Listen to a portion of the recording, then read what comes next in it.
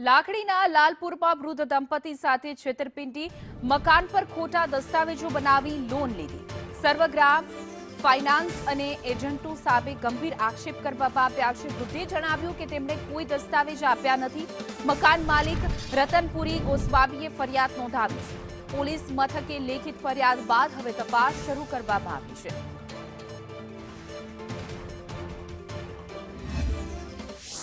બે 2022 ગુજરાતી ભેમાજી પડદા પર રહેવાસી ગામ લાલપરના અહીં આવ્યા અને એને કીધું કે બાપથી મારે આવું મકાન બનાવવું છે, બહુ ફૂટા પાડો.